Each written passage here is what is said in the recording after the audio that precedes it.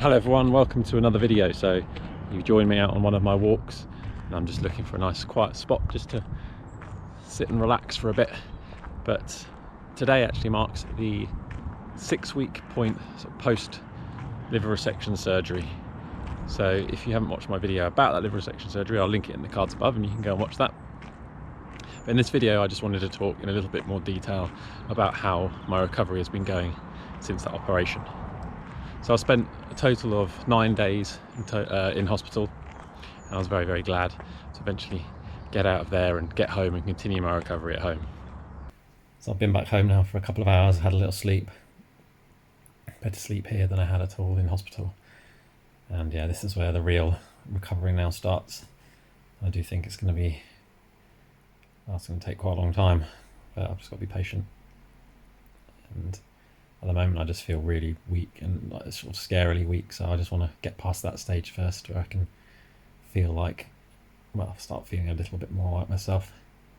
So that first day home, or the first few days home really, I did feel really quite fragile, still in quite a bit of pain, so I was struggling to find comfortable positions to lie in, so my sleep was quite broken and my digestion was kind of all over the place, which is probably a mixture of the fact that I still had a lot of the hospital drugs sort of working their way through, and also something I mentioned previously is I was getting used to not having a gallbladder anymore. So that was a bit difficult. I was quite shocked when I stood on the scales for the first time, and I was 10 stone 6, which is the lightest I've ever been as an adult. 10 stone 6 is 145 pounds or 66 kilograms, which, when you bear in mind I'm used to kind of walking around at around about 12 stone, maybe slightly above 12 stone, which is 170 pounds or 75 kilograms. So yeah, I'd lost quite a bit of weight, which was a bit concerning. So I knew it was very important to start eating properly.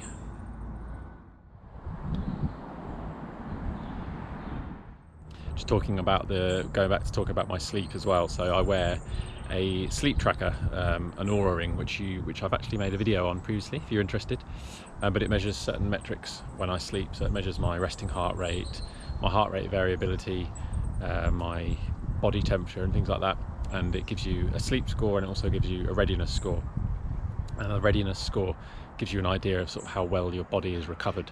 So I was keeping an eye on that, and I've been keeping an eye on it since I got out of the hospital, and it's a score out of 100, and usually I average around about 80. My readiness score on my first night back from hospital was 16, so yeah, that's by far the lowest I've ever seen it. So yeah, my resting heart rate was up, my heart rate variability score was down, and my body temperature was also spiking a bit in the night. So yeah, it meant my readiness score was pretty low.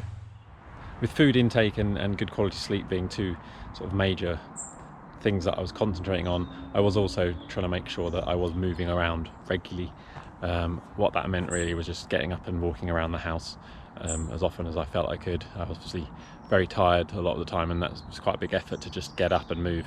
But in those first couple of weeks, yeah, I stayed in the house, but was moving around as much as possible.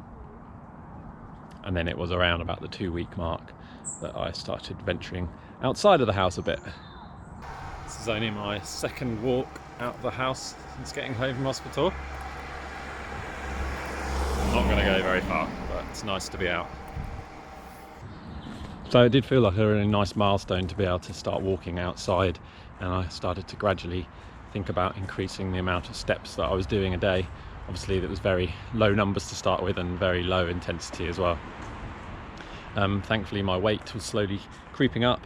I was managing to eat slightly bigger and more interesting meals as time went on, and yeah, my readiness score was slowly improving, although sleep wasn't coming that easily. It wasn't the best.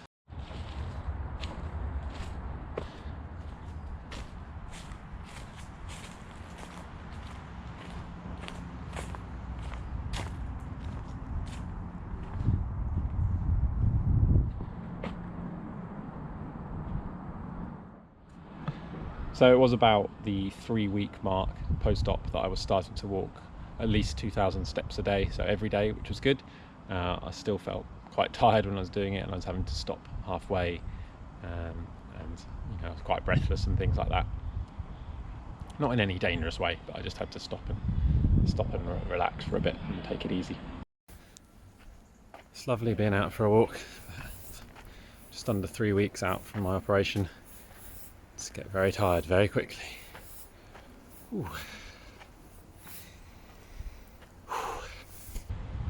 And then by 4 weeks, my step count was creeping up still, and I was managing to do, 3,000, 4,000 step walks without having to stop, which is good. Gradually just trying to build up the amount of steps that I do in a day, trying not to push it too hard. But 4 weeks, almost 4 weeks out, and still very breathless when I walk, just very tight in my abdomen.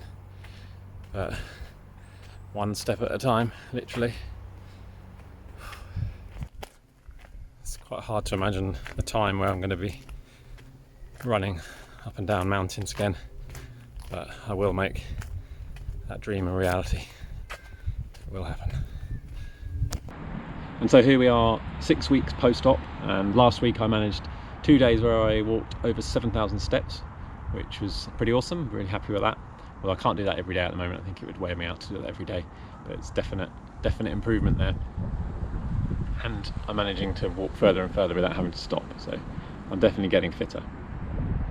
I'm eating more and more varied food, which is good. So when you don't have a gallbladder, you have difficulties of digesting fats, and your body apparently does adjust to that over time. So I've been gradually adding in more healthy fats as time has gone by, which has felt really nice, and my digestion's not been too bad, to be honest with you. So yeah, that's all looking good. My weight as of this morning was 11 stone 4. Now I did look up these figures before I came out, so I remember them. I think that's 160 pounds or 71 kilograms. So not at my ideal weight yet, but definitely much better than I was. Much more of a healthy weight now. I think actually a lot of the weight that I've still got to put on is actually going to be muscle weight that I've lost. I've definitely lost muscle in my legs from not being able to train and things like that. So once I'm able to get back to full training or some training, running and lifting some weights, then I think that weight will go on. So yeah, I'm not too worried now about my weight. Sleep wise, so my readiness score has over time has been trending upwards, which has been great. And even this morning I got an 84, which was unbelievable, really, back to normal. I wouldn't say my sleep has been brilliant over the last few weeks. I've been struggling with restless legs, which has been keeping me up for hours every night. Anyone who suffers with restless legs out there, I feel for you, it's horrible. So I am actually getting some tests done. I'm getting a blood test soon just to see if I'm deficient in anything that might be causing those restless legs. Because yeah, they're just horrible. But yeah, otherwise I'm definitely getting there. Definitely getting stronger every day. It's slow, but when I think back to what I was like on that first day coming out of hospital, I've definitely come a long way. I do get the odd sort of weird pains every now and again. So for some reason, yesterday evening and into this morning, I've got a weird lower right abdominal pain, which I'm sort of keeping an eye on, and it's hard not to let your mind sort of run away with you and start thinking the worst. I'm going to have another operation or something. Ugh. Hopefully not. But yeah, sort of what I've experienced over the last few weeks is I'll get these pains and they'll be fleeting for maybe like a day and then they'll disappear. So I'm hoping this one does the same.